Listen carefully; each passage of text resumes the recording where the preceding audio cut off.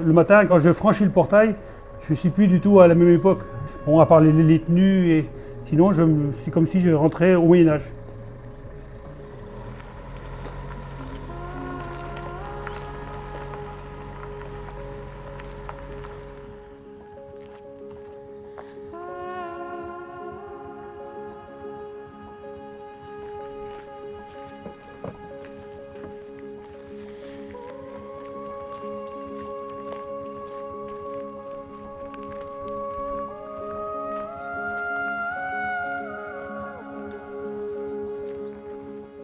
Le 17 décembre 87, j'arrive ici à l'abbaye. L'abbé ne me connaissait pas du tout. Il ne savait pas ce que je valais en maçonnerie.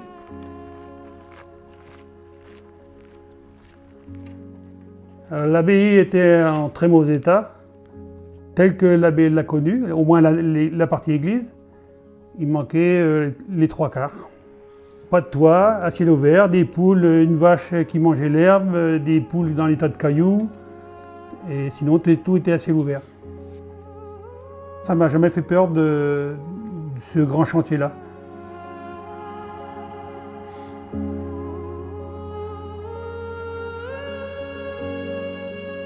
J'ai commencé vraiment à l'abbaye juillet 88.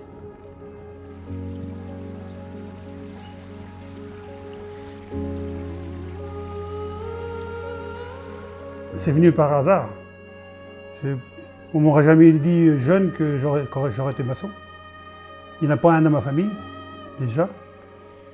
Et c'est venu tout seul.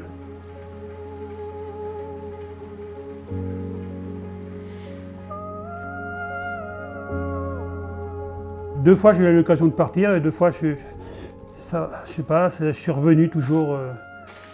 Je suis revenu là. J'ai tellement eu peur de m'ennuyer que je suis revenu ici. Il y a toujours quelque chose à faire ici. Si tu veux apprendre, parce que moi j'ai appris, au début j'étais que maçon, mais j'ai appris la taille de pierre, j'ai appris la charpente, j'ai même quelques petites techniques de couverture, et tout ça en regardant les autres.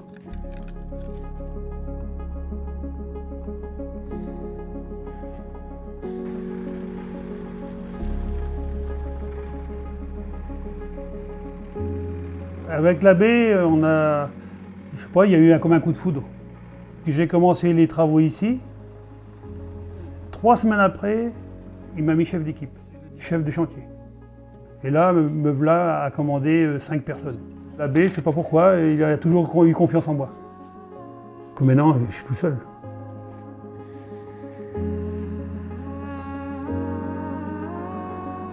Souvent, hein, je fais, si ça tombe, je réfléchis, je dis, est-ce qu'il serait content de voir le colombier fini, la maison des signes, l'église dans l'état qu'elle est, comment il aurait vu ça déjà?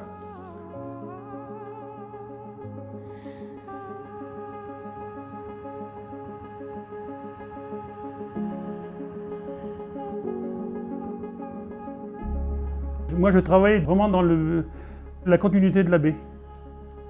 Je sais que voulait l'abbé, donc pour moi, là, je sais ce qu'il manque à faire.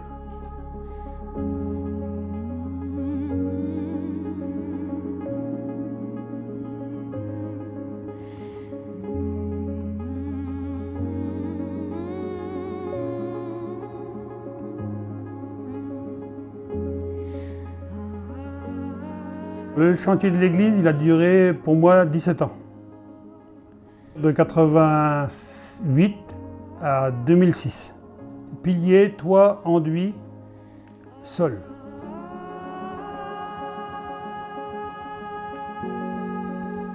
Les voûtes, on les a faites juste après la mort de l'abbé. Ça, c'est un choix que la fondation a fait.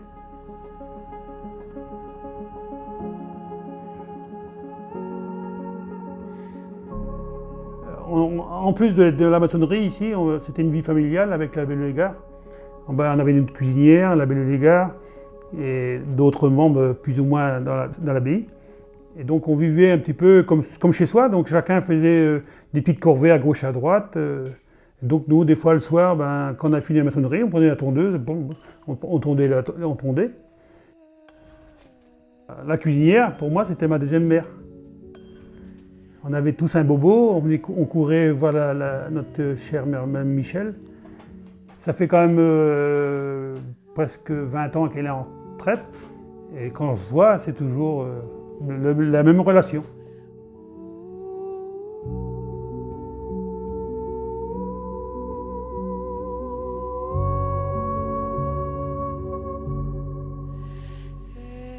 L'abbé et moi, on avait fait un petit pacte que je raconterais tout ce que je faisais à peu près dans ma journée. Peut-être que l'abbé avait aussi l'intention qu'un jour, ce serait un passage pour quelqu'un d'autre. J'ai pas eu le temps de former quelqu'un. Ça, c'est la grosse déception que j'ai. Bon, inachever le chantier, bon, c'est normal. Des chantiers comme ça, c'est sur plusieurs vies. 35 ans à la même maison déjà. Parce que moralement, je pourrais encore être là 10 ans. Hein. Mais c'est physiquement, le dos, il n'en veut plus. Bon, 62 ans, 42 ans de maçonnerie. Comme la fondation me fait confiance énormément, tout ça mis bout à bout, c'est que on reste des années.